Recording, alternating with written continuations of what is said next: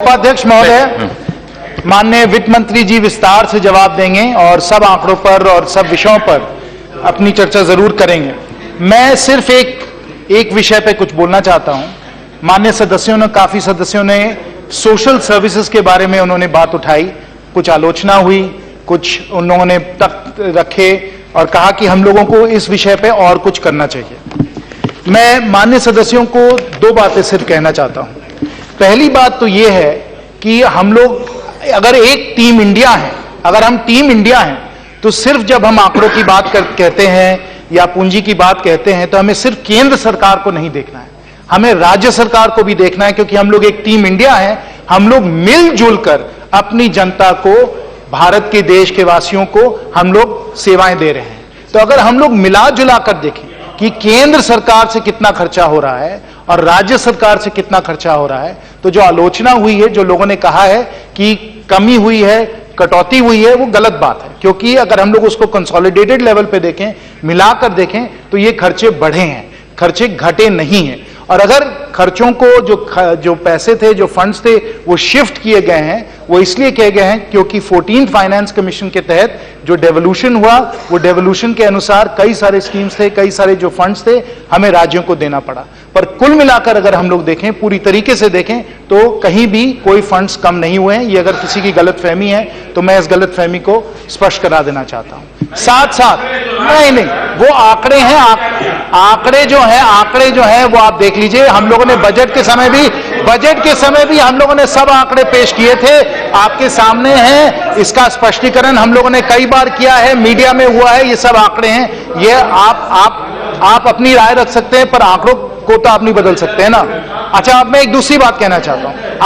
आप लोग धनराशि की बात करते हैं, आप लोग पूंजी की बात करते हैं। मैं माननीय सदस्यों को एक बहुत महत्वपूर्ण बात समझाना चाहता हूं कि समाज जो सोशल सर्विसेज हैं, इस सामाजिक क्षेत्र में जो रूपरेखा है, जिस प्रकार से हम लोग सोशल सर्विसेज देख रहे हैं, उसमें एक क्रांति आई है।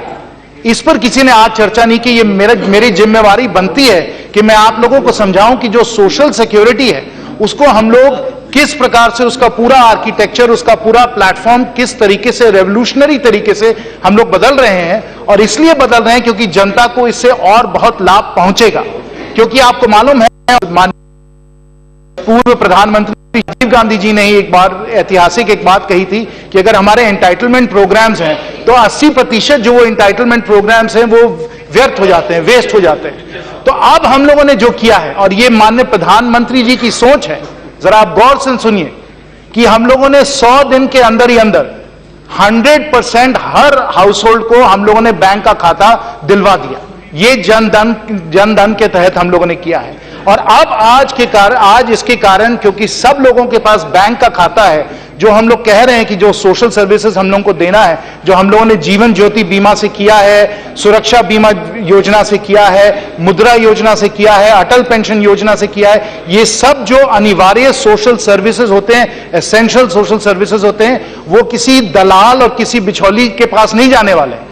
ये जाने वाले सीधा उनके बैंक के खाते में, और जो 80% जो व्यस्त हो रहा था, अब सीधा इन लोगों को मिलने वाला है। तो सिर्फ ये पैसे की बात नहीं है, सिर्फ ये पैसे की बात नहीं है, हमें ये भी देखना है कि इफेक्टिवनेस क्या है, लोगों को लाभ मिल रहा है कि नहीं मिल रहा है। और ये जो हम लोगों ने पूरा एक प्लेटफॉर्म बना दिया है, एक आर्किटेक्चर बना दिया है, इसके द्वारा सब लोगों को, देश के हित में सब लोगों को बहुत लाभ मिल रहा है। और खासकर एक अंतिम में आप लोगों को एक और बात समझाना चाहता हूं, क्योंकि हम लोग कोऑपरेटिव फेडरलिज्म में विश्वास रखते हैं, कोऑपरेटिव फेडरलिज्म में विश्वास रखते हैं। इसलिए जो हम लोगों ने डीबीटी का प्लेटफॉर्म बनाया है, इसकी जो हम लोगों ने आर्किटेक्चर बनाई है, उसमें केंद्र के द्वारा सब जो राशि जानी चाहिए हर व्यक्ति को, वो तो जा ही रही है और वो सीधा उनके बैंक के खाते में जा रही है। पर साथ साथ ये जो प्लेटफॉर्म जो बन रहा है, इसमें जो राज्य की भी जो योजनाएं होंगी, वो राज्य की भी योजनाएं इसमें लग सकती हैं। और अगर एक हम लोग नरेगा का पेमेंट अब सीधा आपके बैंक के खाते में दे रहे हैं, तो अगर कोई लाडली लक्ष्मी योजना या कोई और राज्य के स्तर पे